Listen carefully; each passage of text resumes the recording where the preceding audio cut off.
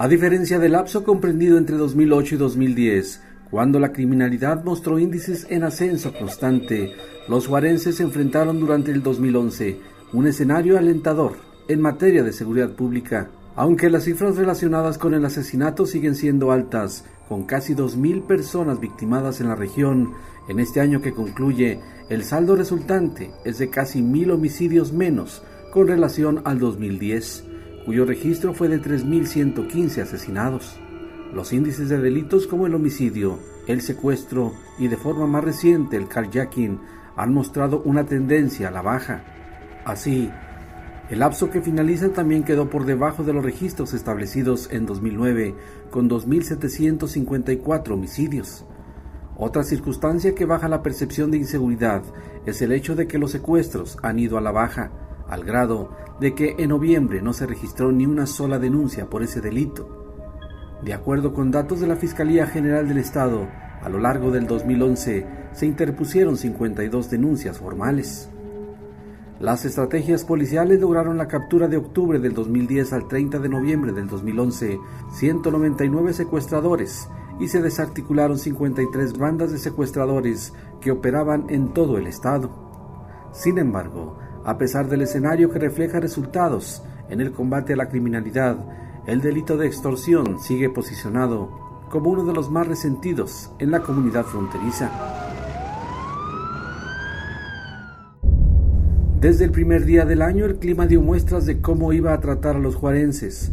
Una nevada paralizó prácticamente a la ciudad, dejando sectores sin agua y sin luz. Las bajas temperaturas registradas no serían nada comparadas con el descenso en los termómetros que provocó la tormenta invernal que se presentó a partir del 2 de febrero y que puso en jaque al sur de los Estados Unidos y a varios estados del norte de México, que quedaron desprovistos de energía eléctrica y del servicio del agua potable. La tormenta paralizó a la ciudad, generó daños en miles de viviendas y en la red de distribución de agua potable. Las condiciones que se presentaron orillaron a las autoridades a decretar alerta máxima en Ciudad Juárez y a establecer una estrategia integral de seguridad.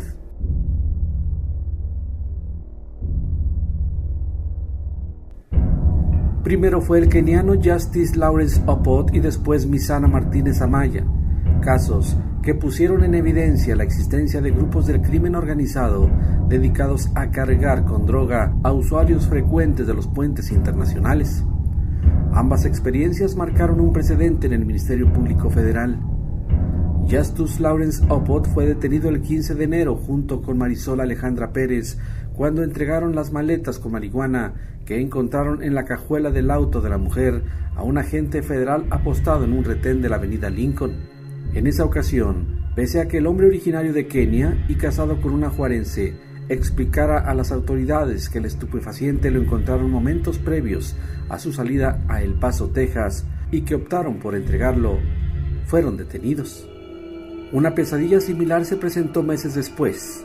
El 26 de mayo, la maestra Ana Isela Martínez Amaya fue arrestada por un militar en la línea express tras haberle encontrado en la cajuela de su vehículo 2 maletas con la hierba verde. Desde el primer día, su arresto provocó la movilización de la comunidad fronteriza en su defensa, excepto los directivos de la escuela La Fe en la vecina ciudad de El Paso, quienes al principio negaron que era empleada.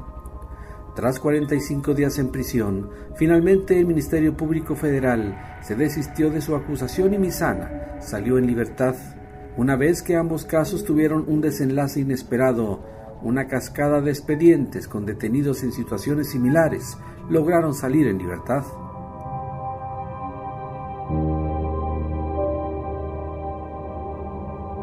En medio de un ambiente de violencia generado desde los pasados 3 años por las más de 8,000 muertes registradas en Ciudad Juárez, el ataque a balazos de un policía a una mascota causó la indignación de la comunidad.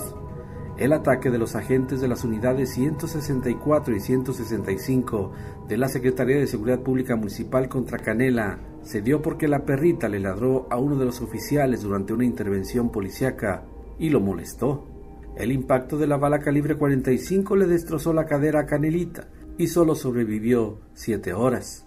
El evento puso en evidencia la intolerancia y la poca capacidad de agentes de la Secretaría de Seguridad Pública Municipal para actuar en momentos estresantes, lo que causó en su momento que organizaciones de los derechos humanos y otros organismos exigieran evaluaciones psicológicas a todos los policías.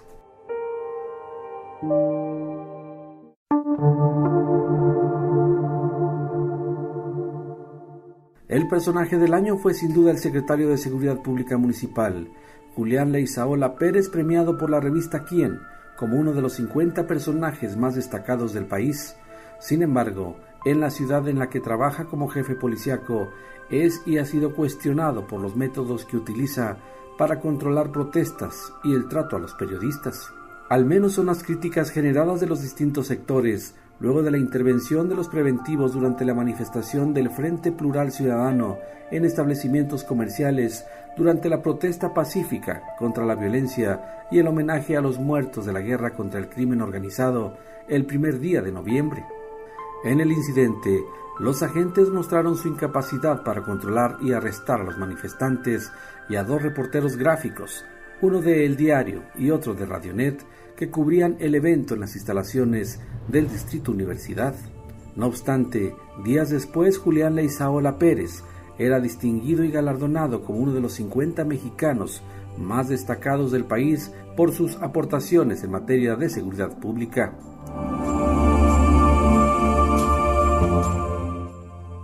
Uno de los casos que causó conmoción internacional por el asesinato de 15 personas y las lesiones de otras 10 fue la masacre de Villas de Salvarcar, que tuvo su conclusión el pasado 11 de julio tras la condena que concedió un tribunal oral de más de 240 años para cada uno de los responsables. Heriberto Martínez, José Dolores Arroyo Chavarría, Aldo Fabio Hernández Lozano y Juan Alfredo Soto Arias recibieron la condena por haber asesinado a 6 menores y 9 adultos. Entre ellos había 4 mujeres, lo que agravó el delito. La agente del Ministerio Público, Georgiana Martínez, dio a conocer que como penas mínimas se podría haber aplicado 60 años por cada asesinato, pero en la suma de todos los homicidios y bajo la calificativa de los agravantes se tendría que dar 400 años a cada uno. Sin embargo, ante los reclamos de la defensa, el tribunal concedió 240.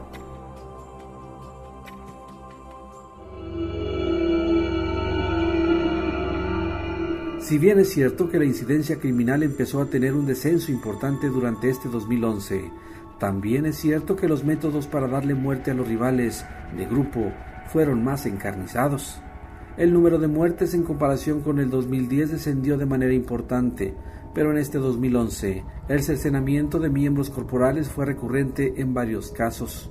Uno de estos casos que causó conmoción en la comunidad fue lo sucedido el 10 de octubre, cuando en 13 distintos puntos de la ciudad fueron localizadas diversas partes de un cuerpo humano que fue descuartizado. Posterior a este caso, se repitieron los macabros hallazgos de cabezas.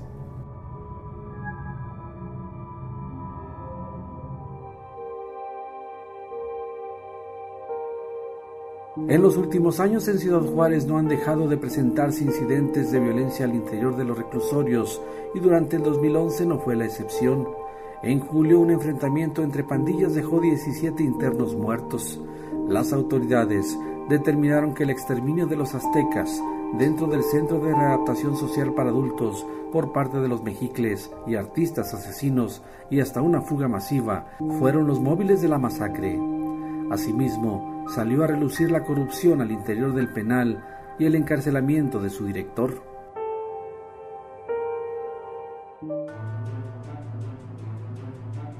José Antonio Acosta Hernández, alias El Diego, presunto líder del grupo delictivo La Línea, brazo armado del cartel de los Carrillo Fuentes, fue detenido el 29 de julio en la ciudad de Chihuahua. Tras un operativo encabezado por las fuerzas federales, luego de su arresto, la Secretaría de Seguridad Pública Federal lo presentó como el responsable intelectual de 1.500 asesinatos perpetrados tanto en Ciudad Juárez como en la capital del estado. A El Diego se le señala como presunto autor intelectual del homicidio de 3 personas vinculadas al consulado de los Estados Unidos, ocurrido el 13 de marzo de 2010 en Ciudad Juárez. Se le responsabiliza además con la muerte de decenas de policías municipales y ministeriales durante 2008 por negarse a colaborar con su agrupación. También por la muerte de 14 personas el 30 de enero de 2010 en la colonia Villas de Salvarcar, en Ciudad Juárez, se le señaló también como el autor intelectual del coche bomba en julio del 2010.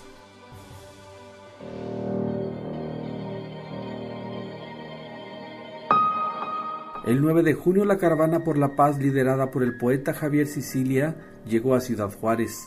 El inicio de la resistencia civil, como él la llamó desde el templete, instó a no permitir más complicidades y corrupción en las instancias de gobierno.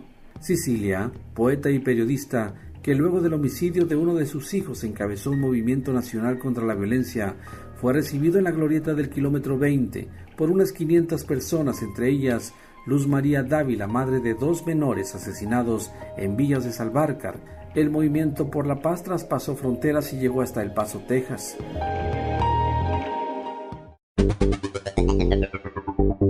Fiel a su esencia, el deporte vivió en 2011 un año de emociones, de pasión, de controversia y, por supuesto, de gloria para los amantes de las diferentes disciplinas.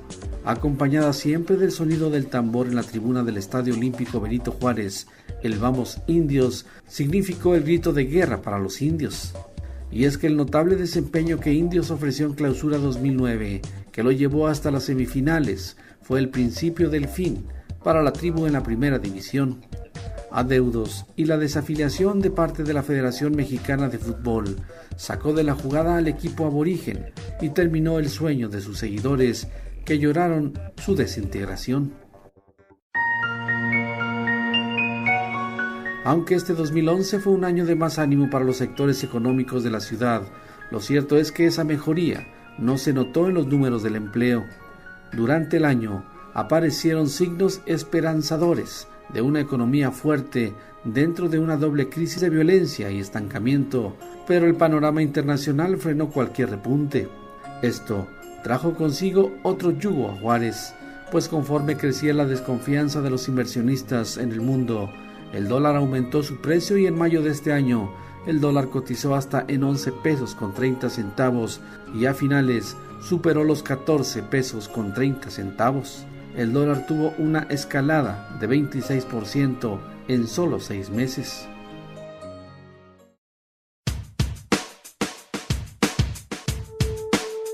Durante el 2011 los juarenses perdieron el miedo a la violencia y retomaron masivamente las calles de Ciudad Juárez.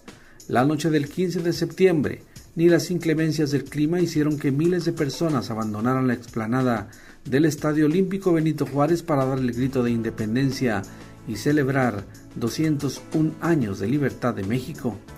Juárez Competitiva no fue diferente, y su objetivo de mostrar lo positivo de la ciudad superó las expectativas al registrar una asistencia de 250,000 personas en el Museo de la Rodadora, que fue la sede, y generó una derrama económica de 200 millones de pesos durante 17 días en el mes de octubre. Otros eventos que sacaron a los juarenses de sus casas fueron el 201 aniversario de la Revolución Mexicana, el 20 de noviembre y los festejos por el centenario de la toma de Ciudad Juárez del 8 al 10 de mayo, sobre los que se volcaron los residentes fronterizos sobre las principales calles de la ciudad y así disfrutar de desfiles y recreaciones históricas. Ciudad Juárez siempre ha sido una plaza importante en el mundo del espectáculo, parada obligatoria de conciertos, obras de teatro, bailes e incluso de algunos rodajes. Sin embargo, esa actividad disminuyó y en 2011 fue casi nula. Sin embargo, fue un año benévolo para algunos juarenses dedicados al mundo del espectáculo y la cultura.